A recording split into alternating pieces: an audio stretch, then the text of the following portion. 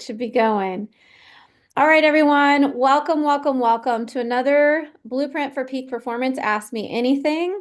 I am Brandi Smith with Perfect 10 Physical Therapy and Performance Training and Perfect 10 PT Academy. I've officially lost my Zoom. There we are. Perfect 10 PT Academy, online courses for parents, coaches, and athletes. I'm going to go ahead and give you access to promote to panelists so that you can have access to our chat, get anything that we drop in, as well as communicate with us throughout the session today. So for those of you that don't know me, who are new, I'm a former two-time national championship collegiate gymnast. And in my career as a gymnast, starting at age 3, competing at 7, I went through a whole slew of things, some eating issues, a 3-year huge battle with fear. And this beautiful woman that's here today helped me with that. And multiple injuries that required also surgery at times, with some short and large bouts out of the sport. And, all kinds of failures that led to amazing successes. So all of that experience, it inspired me to become a physical therapist. And I have since worked with athletes from recreational all the way up to Olympic level athletes in various sports, but specializing in gymnastics. And I'm published in an international journal in sport and physical therapy, and a case study with gymnasts. So that being said, my passion is to help us master our mind and our body and grow amazing humans through the vehicle of sport. And so I have a lot of super amazing colleagues and friends who do the same thing. And I'm so blessed to have that. So today I'm super excited to invite Doc Alison Arnold. She and I have been friends and colleagues for a long time. Welcome, welcome, welcome. And so Doc Allie and I today are going to talk about create an unshakable mind, mental preparation and for competition season. So competition season is right around the corner. Doc Allie has some cool tools, and I'll be piping in here and there as well to share with us for your athletes this season. So without further ado, I have Doc Alison Arnold. For those of you who don't know her, she has been working with athletes for a very long time, for over 2 decades. and she has worked with everything from a recreational all the way up to Olympic level athletes since I think 2000 was the last time you told me at the Olympic level. But she's worked with athletes in various sports, including gymnastics, but also various sports. And she has some amazing tools. I love how she packages them and makes things super simple. And so we are going to go through some really cool tools. And she's also the acronym queen, which is helpful. Never forget her tools. That's awesome. I'm gonna have to be the acronym queen for sure today. Yeah, I figured. So without further ado, Doc Alison Arnold, take it away. If I left anything off of your intro, please feel free to fill it in. Excellent. All right. Well, again, hello, everyone. So awesome to always be with you and give you some tools to help your athletes train their minds. And who knows, maybe even tools to help you train your mind. As Brandi said, I'm Dr. Allison Arnold. People call me Doc Allie. I spent my whole life as a gymnast as well. And then I was a very mental gymnast, so a deep thinker, I like to say. So I went into this field, which is sports psychology or mental toughness. And as Brandi said, I've been doing it for a long time, over 25 years, and worked with a member of almost every Olympic team from starting in 2000 to current. And we know with competition, the mental part is so important. And so as coaches, as parents, as athletes, I just want to give you some tools today to get your minds in shape for competition season, because you work so hard that you want to be able to do your best when it counts. So when I think about mental training and competition, I'm thinking mainly about one word, and that word is consistency. And that's what I want to lead off with. The tools that I'm going to give you today are focused in three areas of consistency. The first area is going to be physical consistency. Obviously, when your athlete has physical consistency, it's going to build confidence. And I think, starting with that, all of these areas of consistency feed off of each other as well. So we're really talking about a mental training or consistency loop. So the first thing I do want to talk about when we go is physical consistency. Then I want to talk about mental consistency. And then I want to talk about emotional consistency. So let's just look at these three things and how they feed off of ourselves, even in our own lives. If I look at physical consistency, it's like, can I do something over and over again successfully? And again, think about yourself as a person or as a gymnast or as a skier or whatever you like to do. If I know, I'm thinking about ski season coming up. If I know that I can get down this run and I can do it consistently, and I always make it down this run, it's an awesome run, that is going to definitely help me build confidence, which is going to help me have emotional consistency of like, I can do this. I can do this ski run. So you want to look at building physical consistency because that's going to, again, feed emotional and mental consistency. So they're all feeding off of each other. And I definitely want you to think of them like that. So let's start with our first key, which is building physical consistency. I like to focus on primarily skill selection. So let's talk a little bit about skill selection.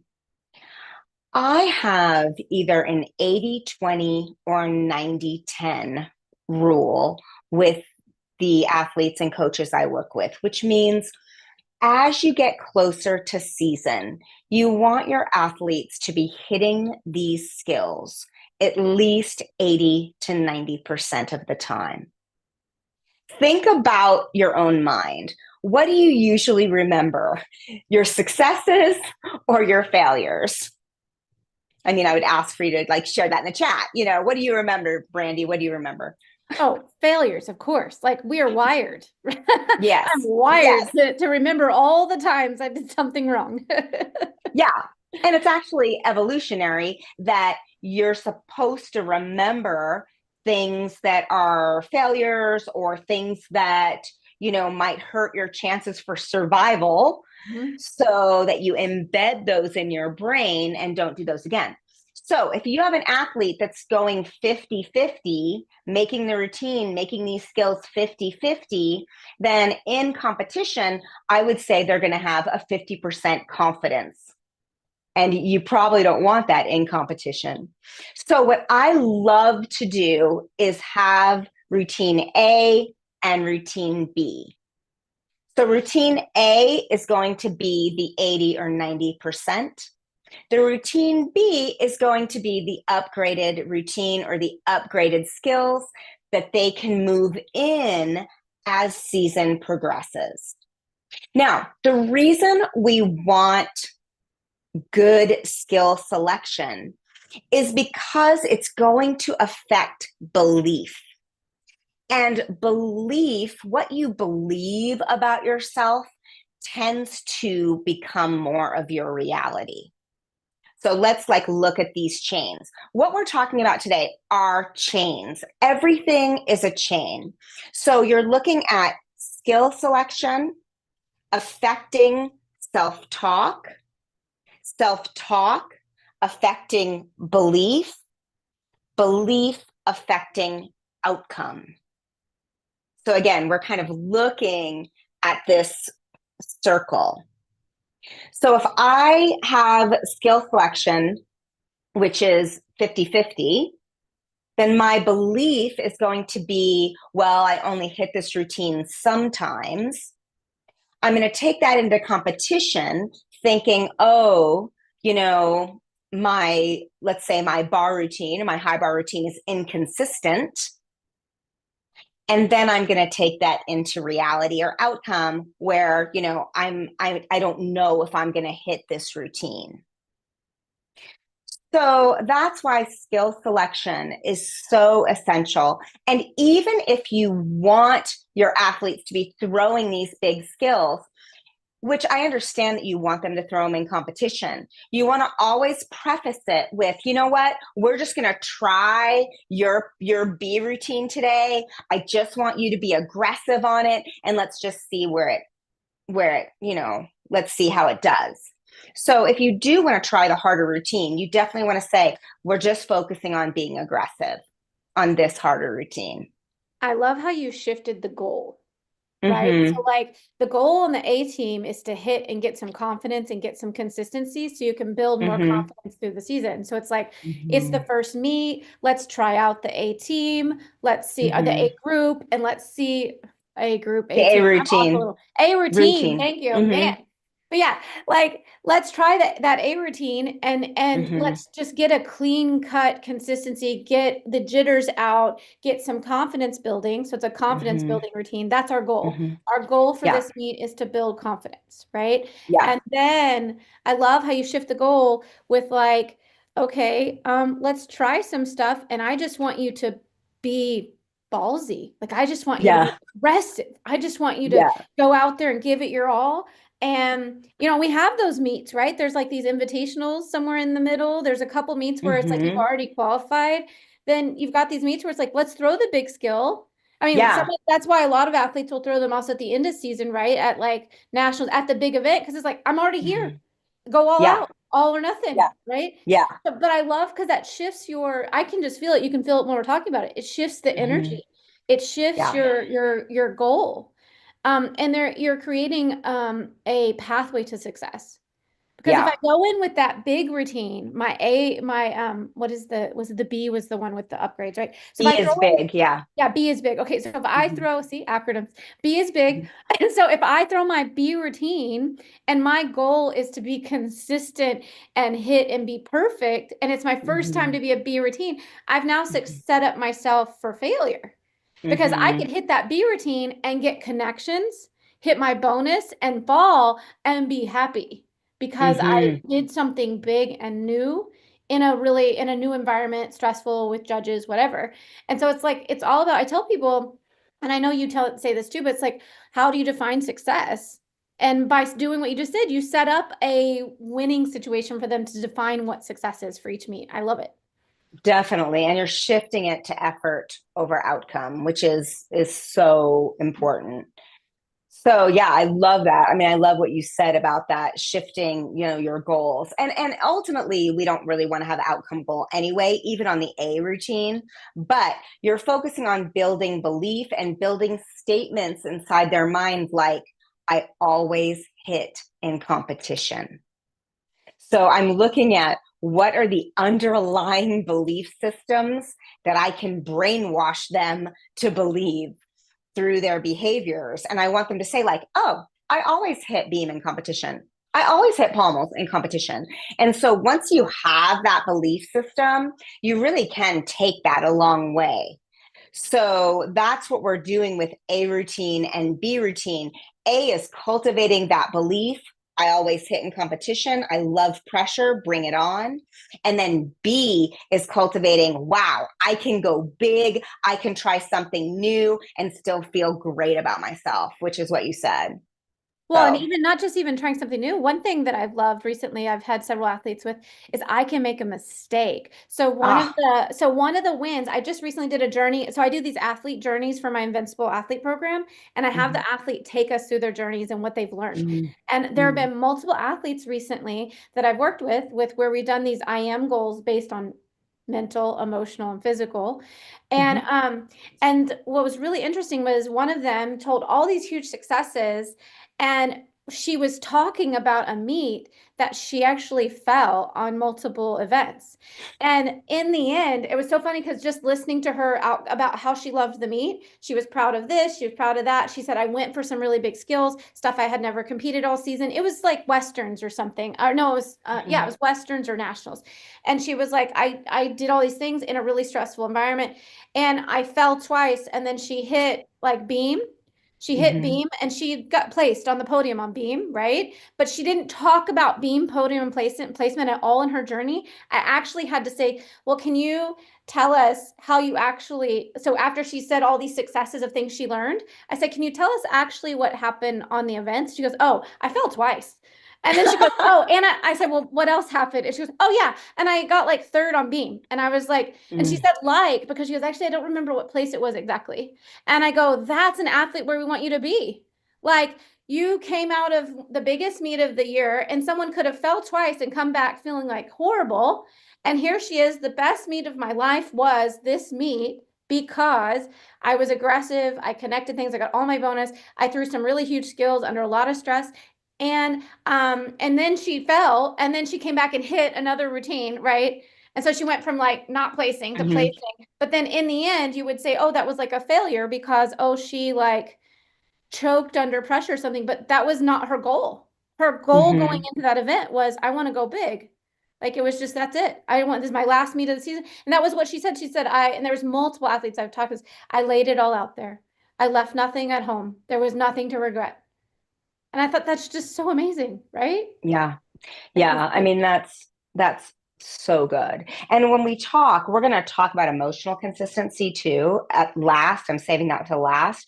And I think when we talk about pressure, what you're saying is so important because when you have goals that are more about something that Sean said in the chat, which I want to talk about in a second, about committing or goals about going big or goals about enjoying a competition when that's maybe something novel that you haven't experienced before, that's also going to take off pressure.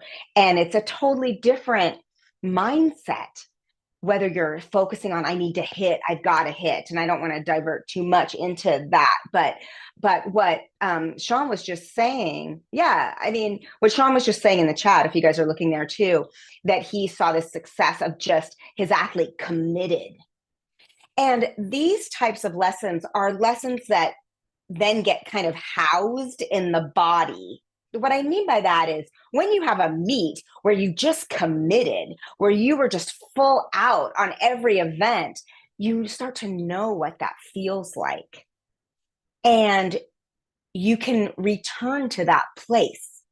You can create that state. You know, we talk a lot about create the state.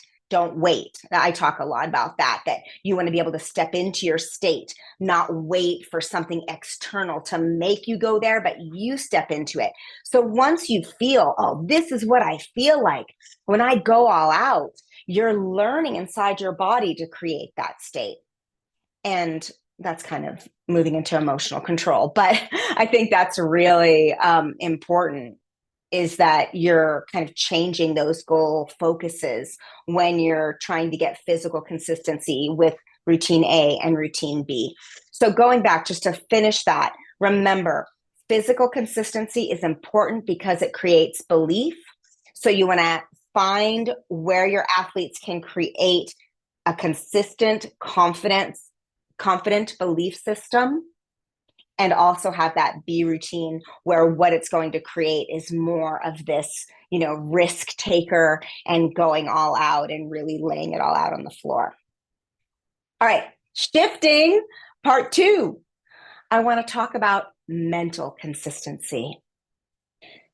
So the mind and the body are so connected. And when you think certain thoughts, your brain is going to release certain chemicals that's going to make you feel certain things.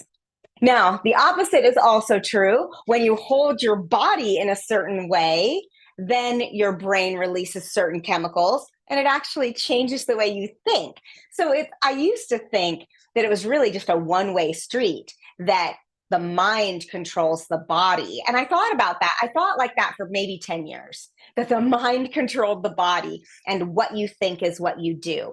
But now that is true, but the body also controls the mind. But let's talk about the mind first. I do see the mind as kind of like the control center, or like sometimes I'll talk about it like an army captain.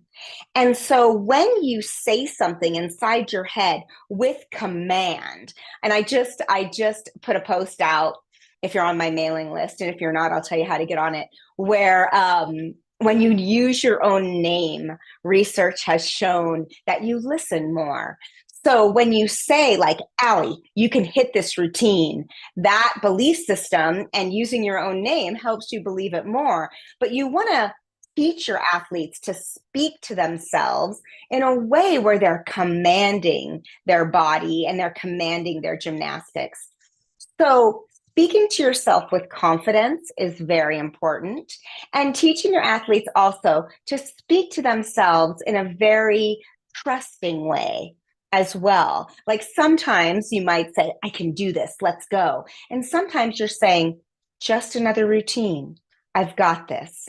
So as you're using your mind, you're going to activate your mental state and activate some adrenaline or dopamine chemicals, or you're going to chill it out a little bit, like maybe more serotonin, turn off the adrenaline just a little bit. So you're more like, it's just another routine. I've got this. Now, to create mental consistency, and I'm sure if you've heard me speak before, you've heard me talk about this. I have all of my athletes once a season write out their routines and put keywords with their routines that I call mental choreography. Mental choreography is the choreography for the mind. If you think about choreography, what does it do? It tells the body what to do. If the body didn't have choreography on any event, really, the body would do something different every time. And so you're doing the same thing every time by choreographing the routine. Mental choreography is the same thing. We want the mind to build a neural pathway where you're saying virtually the same words every time through a routine. Now, I have some rules for mental choreography. Usually, if the athlete is using corrections, I like them to use one word at a time. So it's usually one word, one syllable, like lean, height, press, push, squeeze, spot. So if you really look at activating corrections, like if it's a bar routine or a high bar routine, you're like breathe, height, tap, shift, drop, open. It really is virtually one word, one syllable. And I like that because it becomes kind of the song or the lyrics to a song of the routine. Some athletes don't want to use corrections. They want to use confidence statements like, I've got this, I can do this. This is all okay. Sometimes athletes like to count, even count through their whole routine. Sometimes athletes like to say the name of the skill, like round off, back handspring, back tuck. Some athletes combine, like round off, back handspring, set, pull, stick. Some athletes like to say random things, totally random things, like they like to say ice cream flavors. My motto for mental choreography is as long as we can get it mostly consistent, it's whatever works for the athlete. And that's pretty much my sports psych motto, whatever works for the athlete. Now, my preference is corrections because I feel like when you activate the correction, it does activate the body, activate the mind, activate the body. So I prefer corrections, but ultimately, if it's things like breathe, I can do this, kick, squeeze. So some kind of combination, that's all okay too. So again, before I close with this part on mental consistency, I will have my athletes, every athlete, once a season, they will write out their routines. If it's like uneven bars, high bar, P bars, pommels. I'll usually write them in more of a list form where they list out their skills. And then over here, they'll list their keyword. Now, if they don't have a keyword for a skill, that's okay too. You don't have to talk all the way through everything. Some athletes will talk more, some athletes will talk less. But I can guarantee this, if the mind isn't anchored down, it will go off on what I call monkey mind field trips. And so you need to give the mind something to do as if it's a toddler, because if it doesn't have something to do, it usually spirals into negative thinking. So, what the mind does is this becomes a mantra or like a series of words that the mind can rest on so that the body can do its thing. So, actually, mental choreography stops overthinking because overthinking is a wild horse, it's the mind out of control. When you anchor the mind on keywords, the mind becomes more automatic and you're developing much more like an autopilot consistency. So that's really what we're getting at with these keywords. Now, you might have heard that I'm saying like mostly the same words because sometimes you do change something, especially if there's a technical correction that you're not getting as a coach. Like they're saying lean push and they really need to say like heels 1 2. So you might change it. But I like to say the skeleton of the MC for every event pretty much stays the same. For floor, I draw a floor mat. I have them draw their routine out and write their keywords. For beam, I have them draw the beam, and sometimes they're drawing every direction change, and they write underneath what they're doing, and they write over what they're thinking. This is so worth any time it takes to do it, and it will pay off throughout your whole season. What I also want to say, if you're a coach, is you want to keep assignments of like either arm sets of routines, or walkthroughs of routines all season because you're building a neural pathway that every time, let's go back to beam, every time your athlete does that beam routine on a line and says the words, they're programming in this automatic neural pathway of success and consistency.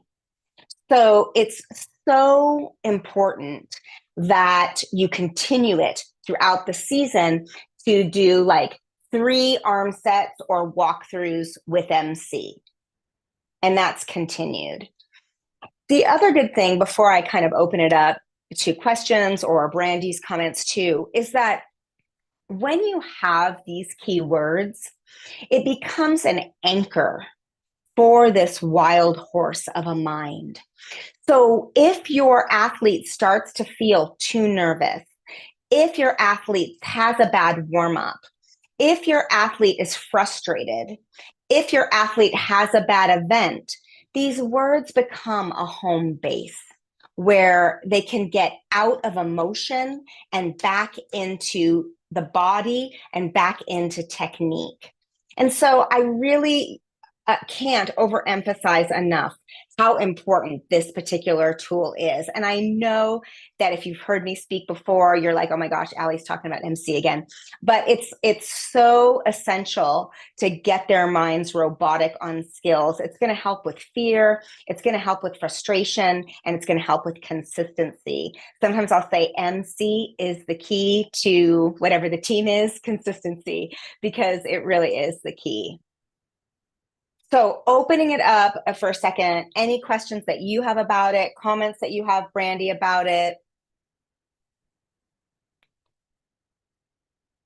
Let's see if anyone has any questions first. I have some comments, but I want to see if anyone has any questions. Anyone have any questions or any thoughts, or they've experienced some of this with their athletes they want to share? Or they have an athlete right now that they're like, ah. I can't help but think that uh, the um, that no matter how much experience an athlete has, it's amazing how much that nobody's immune to like a sprinkle of doubt when they have to perform or something like that. And what's so crazy with competition is like yeah, that like the place doesn't the skill or anything doesn't really care who the athlete is, and it's so every athlete, no matter how decorated or ex how experienced, needs this needs to have that positive self-talk there and not immune to making an error or something like that, or like or getting mentally tripped up. For sure. And Yeah. again, because it gives them a home base and it gives them something to do and something in their control. And I think sometimes, like, let's say, again, no one is immune, like you said. No one's immune from a to a bad warm up. No one's immune to weird equipment. Like even if we're looking at the top of the top, like you travel internationally, and all of a sudden you have like this equipment that feels funky or whatever. At least this stays stable. At least your MC is always that home base where you know that the bars can be super bouncy, but it's still like tight, push, tight. You still have that, and it becomes controllable and it becomes comfortable. It gives the mind something that brings it um comfort because it's controllable. Yeah. I love that. I think that Carla or Brienne may have had something. Carla or Brienne, do either one of you guys want to chime in? I saw one of I've you. been doing that with this with my kids for the last 2 seasons. I'm the beam coach, and we've made them do it, and they thought I was crazy. And I make them do it out loud, and I'm like, if I can't hear it, you're not doing it. So I want to hear you do this. And this season, we've just started our season already, and my platinums look better than they did at state last year as far as confidence wins. So I'm Mm-hmm. so proud of them because Mm-hmm. they're still missing some things, like they're missing their flight elements, different things like that. It's not destroying the rest of the routine either. Mm-hmm. That's great. And you know what, Brianne, I think that when you start it, it is true. At first, kids are like, what? Or, oh, this makes me overthink, or something like that, which it is the opposite, especially if they're teenagers. But if you can put it in part of your culture, now you've done it for 2 seasons, they're going to see such a payoff. And they're going to see it's just part of what we do, that we do our words. Like we just do our words. And it really will pay off. And then I think they'll see that. I also want to say something about saying out loud versus speaking them inside your head. I always make my athletes say it out loud too, Yeah. because it's really different. It's different to say something out loud and really master it out loud than to say it inside your head. And so I think starting where they're saying it out loud, or at least some of the sets, they're saying it out loud and you can hear it and you hear what they're saying. It's really important and it becomes really powerful when you do that. Yeah, they're all bought in now. And now they're looking at the younger kids and they're like, you got to start doing this. This really does help. It makes you feel stupid, but you're going to like it later. Yeah. Yeah. And eventually it won't make them feel stupid, I don't think at all. They'll No. be like, press, finish, look, up, press, and it'll just be, it's part of it, you Mhm. know? And then when you have fear, it's like, just do your words. When you're frustrated, listen, get off of that. Let's just do your words. It becomes such a tool to get the mind out of a spiral, Yep. because the mind, you can't think of two things at a time. So when your mind's like, oh, what if I fall? What, blah, blah, oh, I'm going to die on this skill, blah, blah. You're like, just do your words. What are your words on that skill? And then all of a sudden they're out of feeling chaotic, And so words are such a tool. Yeah. I love that Brienne actually said that too. She was saying that when they fall, it doesn't ruin the rest of the routine anymore because all they do is they pick back up with their mental choreography. They just pick back up at the next thing. And it's an easy like marker for the brain. It's like, oh, new page, read, right? Mm-hmm, mm-hmm. Just do the thing. Yes. Also, what it does and what you're alluding to is it gets the mind into the present. So it gets them out of past thinking, like, I can't believe I fell on that. And it gets them out of future thinking, which is, I hope I don't fall on that. So it's like, get the mind into the present where you can control the outcome by focusing on these things or focusing on the body. Yeah, love it. All right. Was Carla going to come in? I think Carla had a little something real quick. All right, Carla, come in. No, I just wanted to say thanks to both of you ladies because I tried to set my son up with both of you to have people like you in his life. Boys are different, and I teach mostly girls, but he had his first meet this past weekend, and he wasn't supposed to compete in an event, and he's literally standing on the side of the floor and with locked legs and like deer in headlights, and I'm like, oh no. And all of a sudden he like stopped, started shaking his legs, jumped up and down, started moving, like something clicked. And I didn't ask what he was thinking, but anyways, both events that he did hit, and it was first meet of the season of college, first meet freshman year college. He nailed it. That's awesome. I haven't looked at the video. Did you send me video of that? Carla, can I send it to her? Can I send it to her? Or did you send it to me, Carla? Carla, did you send it? Or can I send it? Because he sent it to me. Can I send it to? Oh, you know what? He might have sent it to me. I don't know. I got texts from him, but I didn't see him. Yeah. Go look at the videos. He's like the solid, consistent, like you can see him. It was so Oh my gosh. I didn't know the story before till just now, Carla, that he wasn't supposed to compete one of those events. And then he was told last minute you're competing in college. Or either of them. It was just the maize and blue, and he actually was supposed to compete high bar rings and P bars, and they had an anchor issue with high bars and rings, and so equipment issues. They had equipment issues, and so then somehow, I don't know, I was just going to watch P bars, and all of a sudden he like is standing on the edge of the floor, and he's had probably 6 to 8 weeks of like back spasms and things, so he really hasn't been back all that long. But I mean, it was neat to watch him. This is the first time. Neat to watch the confidence, neat to watch the camaraderie, neat to watch him have so much fun. So anyways, that is so good. Thank you, ladies. Both of you. Watch the videos. I'm serious, Allie. Watch the videos. The confidence. You know what? I saw them come in, and then I totally got tied up.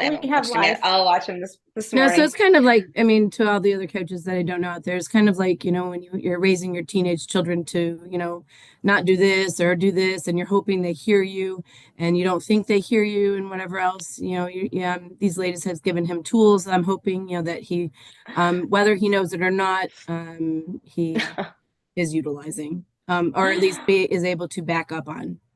Yes. That's awesome. So thank you. You're welcome. My pleasure, so my honor to work with him. Oh, super, Carla. But Carla, thank you so much for sharing, because it's just good for everyone to hear how it pays off. It's so great. So I think you have the third one to go over. I do. And I know we're ending at the top of the hour. So yeah, the last one is emotional. And it's teaching athletes emotional consistency or emotional control. And I think this is super important, because if you can hit every day in practice, but you don't hit in competition, that is probably a mental, emotional issue. So I think teaching athletes tools to control their emotions and having opportunities in practice to test those tools, which we'll talk about in a minute, are so important. So let's talk about tools to control emotions first. Obviously, the first tool is the breathing. And there are so many breaths that you can teach them that are going to actually help them turn down a little too much adrenaline. And again, this is a biological issue. So I don't want you to just be like, oh, poo-poo breathing, we're just kind of putting it aside. We're talking about using the breathing and using your diaphragm and using the vagus nerve to send a message to your brain that, hey, I can turn down my adrenaline just a little bit. Or I can pump up my adrenaline just a little bit. So just remember, as a rule of thumb, and then I think Brandi's going to share something. If you have a long inhale and a long exhale, and there's different ways to do that. You can do a physiological sigh. You can do a box breath. You can do a 5-7-8 breath. You can do a hand thing where they're looking at their hand, If you do any breath that's long and long, it's going to give the brain the message that it can turn down fight, flight, or freeze just a little bit. If you want to give yourself a shot of adrenaline, like if you need to pump it up a little bit, and sometimes that's before a last tumbling pass, it's before a vault. For me, it's before a speech, then it's going to be short. It's going to be short inhale, forceful blowout. So using the breathing for emotional regulation is super powerful, and helping your athletes know within themselves, how am I feeling right now? Do I need to calm it down? Well, let's go long. Do I need to pump it up and get a little more kick butt energy? Let's go short. Do you want to say something about that, Brandi, before I move on? Yeah, just really quick. I love this fact that like people think like they do. A lot of people, oh, that breathing therapist. Some people call me the breathing therapist. I was like, and they kind of roll their eyes. I'm like, no, but you don't understand. So have you ever had hiccups? That's what I tell people. Have you ever had hiccups? Have they ever had hiccups that like move your whole body? And it's like, of course, everyone's had the hiccups that just move their whole body. The diaphragm is huge. Diaphragm is huge. And it's such a big muscle. And here's the next thing. Can you hold your breath? So can you decide to stop breathing? Yes, you can hold your breath for a certain period. You can change it. But at the same time, when you sleep, do you have to think about breathing? No, it's automatic. So this is why the breath is such a great, what I call access point or a highway entrance to the brain and to the alarm system, because you don't have to control your breath. You can breathe when you don't have to think about it. So that's part of our autonomic nervous system. But at the same time, we have the ability, because the diaphragm is so big, that we can control that breathing with, like Doc Allie just said, long inhale, long exhale, short and fast, to get different results.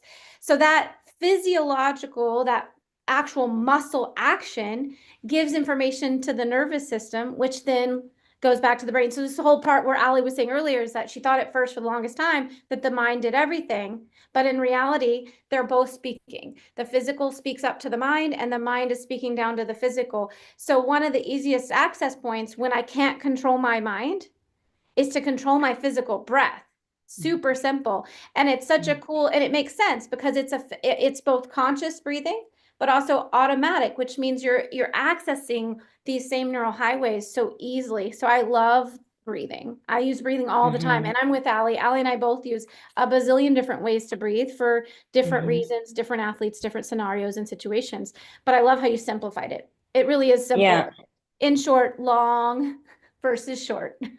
Yeah, and everyone has their favorite. So, but it is long versus short to give you either a little bit of calm down or a little bit of pump up. Yeah. So when I look at like 3 things with emotional control, I look at number 1, creating the ideal mental state, create the state. And I call that their bubble. Getting into the competition bubble using what I call B3, which is their breathing, their brain, and their body language. So the first thing I teach my athletes in terms of emotional control is create it. Get there, get there, get there. And when I say get there, I'm talking about getting into their bubble or their ideal mental state, using a breath, using a statement, and using how they hold their face and body language, which is how they do that other side, which is the body affecting the mind. So I like to teach them, get into your bubble using B3, breath, statement, face, and body.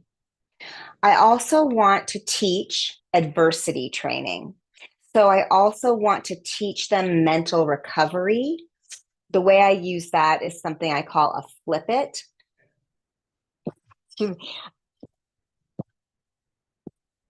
excuse me, little allergy attack for a moment. Okay.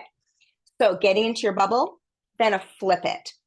To flip the mind is when you're aware that you're not in a good mental state. Maybe you fell in warm-ups, maybe you're a little too nervous, maybe you're feeling too much pressure, and how to pull yourself back to bubble.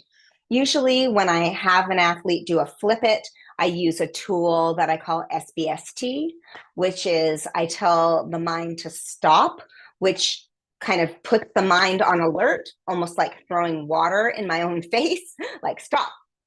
Then I use the breath, which is the B. Then I use something physical like a squeeze and shake, which is the S. I like to get the body involved in flipping the mind. And then T stands for tight mind thoughts. I just want them to tighten up their mind by thinking, I've got this, I can do this, just like practice, whatever it is they need to say. So when I want them to get in the bubble, I use a tool more B3, breathing to create a feeling, statements, face and body. When I want to flip it, it's more SBST or flip it, which is stop, breathe, squeeze and shake, or do something physical and change your thinking. And then the last thing I want to talk about in terms of emotional consistency is dealing with pressure. Because I feel like that's a little different of a beast that we kind of talked about earlier. When I talk about pressure, you know, I have like a little name for everything, the bubble, the flip it. This is, I focus on what I call give it. And give it is switching the mind from competing to get to competing to give. Now, again, just to be a little more clear on what that means is when you're too nervous, you're almost always focused on the get, which is outcome. What am I going to get? Am I going to get a good score? Am I going to get a good result? Am I going to get my coach disappointed in me? Am I going to get in trouble from my parents? Like you're worried about the outcome and the get. And that will always create a little too much nervousness, always. When you're focused on the give, we're going back to what we talked about in the beginning of our talk today. You're focused on things that are in your control that you can give. Effort. You're focused on effort, commitment, committing to the routine. You're focused on performing the routine like it's a show. So you're focused on performance and you're focused on technique. So you're focused on tight. You're back to your key words. So I think it's important that you're covering all of this with your athletes, making sure they can get into a good competition bubble or create the state, looking and making sure they can recover from adversity. So giving them adversity training, giving them adversity assignments like using a beam or a bars or a P-bars that they never use, having them do like a cold set or a set with a short warm-up. Like you want to give them adversity, not only to test the body, but what are you really testing? You're testing the mind and you're testing, are they able to get back into bubble, to get back into that sweet spot, even amidst adversity. So you want to practice this in practice. And it can be fun too. You know, sometimes adversity training can be like fun where you have like people try to distract people and it become, you know, you can gamify it, which is so important for this generation that you're gamifying things. And then last but not least, if you have an athlete that is putting too much pressure on him or herself, if you see there's parental pressure involved, or even just like high achieving people, like so many of these kids are perfectionists. They come from parents that might be high achieving. And even though they don't mean to put pressure on them, there's a natural pressure. Sometimes there's financial pressure, like, oh, we spend so much money on your sport. Then again, you want to get out of the get and make sure they're focused on those things that are in their control, showing it off, technique, commitment, effort. So just to summarize, and I want to summarize, maybe open it up for some questions and kind of allow, you know, us to kind of wrap it up. I want you to look at these 3 areas of consistency. Are you training physical consistency? are you training mental consistency and are you training emotional consistency? And I think if you are training all three of those, your chances of having consistency in competition are going to go way up. So opening it for questions, comments. Brandi, you might have a comment on that last part. Oh, I love it. I think one of the most fun and like actually made me like super solid competitive in college was we did distraction sets. Yeah. Like, and they were ridiculous. We also had to do cold sets, which I hated, but paid off because I had to do a cold set at Air Force Academy one time. Someone went down and I wasn't even warmed up because something happened to the alternate. Like I was like, I was low man on the totem pole and I ended up being the only one that hit. I ended up being the only one that hit, but I was also the only one that had done your program, by the way. Well, it's so amazing that you're fostering belief. Again, we talked earlier about belief. It really affects reality and what you belief affects outcome. So, you know, if you feel like, you know what, I can do this set on any apparatus. I can do this set if I'm cold. I can do this set if I'm hot. I can do this set with teammates yelling at me. You know, you're really creating a belief of like anytime, any place, you know, any conditions I can hit. And that belief system will take them far. Well, yeah, not even just in sport. Yeah. Like that ability. That's the thing. That's also what I love is that Allie's not saying is that all of these tools grow amazing humans. I mean, this is what will, you know, this is what will change our world. Like is the ability to grow, adapt to whatever the environment is and still know your center. If you know your center, you can go anywhere and do anything. If you know your center and you know your purpose and your why, which Allie talks a lot about her why. She didn't talk as much about the why today, but you know, we both do a lot around the why. And so if you can know your why and stay centered through these tools, there are all kinds of crazy things going around you. You could be the CEO of a huge company and make amazing decisions and change amazing people's lives. And you also could just be, you're not just be, I'm taking out the just, I don't know why I put it in, but you could also be a stay-home mom with 5 kids running around and you're teaching them somehow from home. And guess what? If you can stay centered and you know your why, you're going to be an amazing stay-home mom who's taught like some amazing humans to live into this world. So it's like, it doesn't matter the job or the duty or where it is, they're all equal in my mind. But anyways, yeah, I love what Well, you guys don't know it. thanks for saying that because I didn't say that. And ultimately, again, this is about life. And as usual, gymnastics is a very short sliver in the timeline of someone's life. But it can make So, a huge impact. That's the thing. That is huge the thing. It impact. can make a huge impact, good or bad, and we have a choice as coaches and as performance coaches, like whatever our role is as parents, we have a choice to light a flame or to extinguish it or to fan a flame or to try to like turn it out. And whether I'm having a good or bad day, I'm always hoping that I'm helping to fan someone's flame or light a new one because it's such a great place to learn and build. It's a safe place. Like I think that's one thing I want to remind parents and coaches. It's a meet. It's gymnastics. Like we're going into competition season. Everybody can feel the pressures building. And yes, we have investments in it, but like the risk to benefit ratio, they're not losing their home. They're not losing food and shelter. Like they're not, you know, like it's a great place to learn these, how to show up, do hard things, do something over and over, how to pivot, how to fail and get right back up and do something different, because all those things come up in the real world later.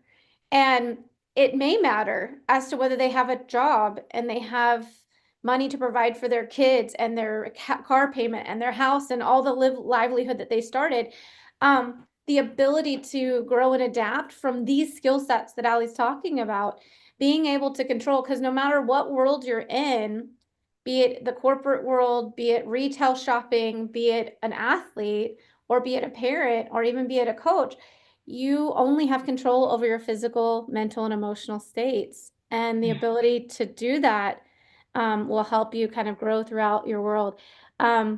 May says that I had some gymnasts who put on their job applications that they did competitive gymnastics to let them know how it made them to the person they are now. And you know what, May? Here's the thing. I've talked to some really high level, multi-millionaire, even billionaire CEOs, and they will tell you they'll hire an athlete over a general population person anytime because of exactly what we're talking about. They know if they give a job and the job is hard, there's obstacles, somehow that athlete will find a way. They'll get it done. They'll get it done on time. They'll get it done well. They have a quality control about themselves because they've learned how to make small goals and do something big. So I just want to challenge everyone as a coach and a parent to kind of like remind themselves and the athletes, why are we doing this? Like, why are we putting ourselves in a sport to stretch and grow our mind and our emotions to try to master them, right? And what is the point of a meet? It's a place to see how much you can stretch it. Let's turn the fire on a little and see how I respond. It's an experience. So I would love for everyone to go into meet season as like, let's see how we can experience this. And let's see how we end up on the other side, what we grew and thrived through. I just feel like that's like one thing that I wish I had. And if you go back and talk to young Brandi, who is Miss Perfectionist, that would be one of the things I would say to her is like, let's just see what you're going to learn. Just go in and experience and learn and just watch this, watch what's going to happen. Anyway, Great. I love what Sean just wrote. Yeah. Go ahead. You say it. I mean, it's an exam for the body and mind. That's really great. It's true. It's true. You gotta test. Yeah, at some point you gotta test where you're at. I struggle. I forget to test a lot of times when I'm training and stuff, and I'm like, oh wait, maybe I haven't tested this for a while. I'm like, oh shoot, I need to not forget to test. If I get into training to some part of my body, I'm like, it's a little bit easy to forget to stay consistent with what I was training previously. So I'm like, oh shoot, wait, I need to where is this at? Well, that's the thing is we can make large progress and not see it because we've never tested again. And then we can make very small gains and not see that we need to push harder because we haven't tested it. So it's a great test for the mind and body. I love it. I love it. Yeah, it's so good. Before we wrap up, is there anyone else that wants to chime in and has some questions or has some experiences they want to share with Allie in the group?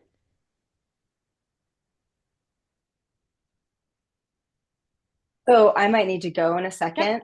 So can I also just write, if you have questions, I'm always happy to answer them. And so I'm putting my email in our chat. Can you say it out loud? Yeah, so it's Allie, Doc. Yes, Doc Allie at headgamesworld.com.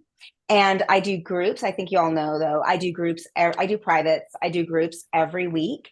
And right now we're scheduling some really great holiday clinics. Holiday is a great time right before competition season to do a 1-hour clinic with your entire team. And we're doing, I think I have like 4 slots left for teams that want to do that.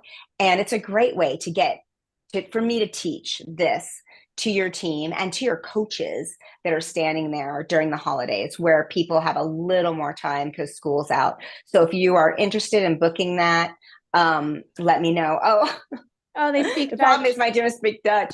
Yeah, I'll have to have a translator, May. Yeah, you could have a translator, May. That's one thing you could do. You could have one of the parents or someone translate. And Allie, you have to talk super slow, right? You have them recorded as well. Yeah. Yeah. I also I do record them, so you can have them to help with they could be translated later, is what I was thinking. Yeah, you could do that too. Yeah. But these are your winter boot camp, right? Yeah, we have a camp going on right now that anyone can join, or your team can join. We do sessions 3 days a week, and athletes just pick one of those 3 to come to. Or also you can do a Christmas clinic or a holiday clinic with just your gym. And I'm also offering that right now for the holiday. So keep me posted. Yeah.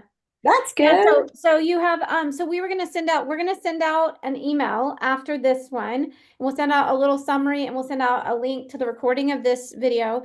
And Allie, do you have some boot camp information we can include in that? Yeah, for sure. Well, boot camp or whatever your next camp's coming up for them to sign will. Up. And is the best way for them to get a hold of you through email to sign up? Yeah, that's the best way. That's always the best way. All right. All right, good. I love Doc Alison Arnold. Again, it's so amazing to have her here with us again today. Doc Allie at headgamesworld.com. She's got a bunch of winter camps and holiday camps coming up to help your coaches and your athletes. You can do the whole gym. And then she also has some other web camps going on throughout season that the kids can get some help. So please reach out to her. And everyone's saying thank you. So thank you guys so much for joining today. Thanks, everyone. Happy holidays. Yeah, happy holidays. And also, you can get my free training for those of you that haven't already gotten the free training. We have a free training going on for people who show up here. It's going to be at perfect10ptacademy.com. It's in the chat. You can pick it up now. We have a bunch of holiday specials coming up soon.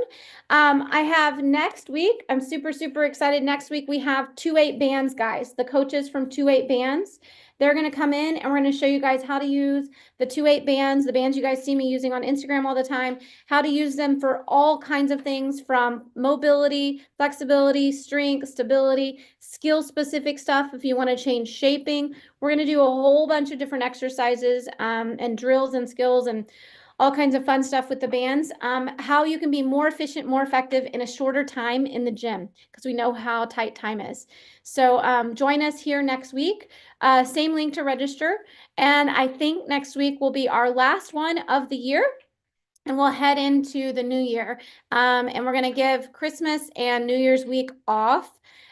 So it'll be like, I believe, the second week in January before we pick back up. So next week's our last free webinar on Wednesdays. Click the registration, same link you guys registered with before. If you're looking for it, it's on my Instagram profile as the free performance webinar, the blueprint. And again, thank you so much for Doc Allie for coming today. And I love having her, and I'm sure she and I will connect again, and she'll come in and visit next year sometime. Everybody have an amazing holiday season, and I'll see you guys next week, hopefully, for 2-8 bands. You can learn some really effective, efficient, fast ways to make massive change in your gym really easily using the 2-8 bands. I love them. Love, love, love them. All right, guys, check out the free training, perfect10ptacademy.com. And you're welcome so much, everyone who's saying thank you in the chat. Have an amazing, wonderful rest of your week, and happy holidays. If I don't see you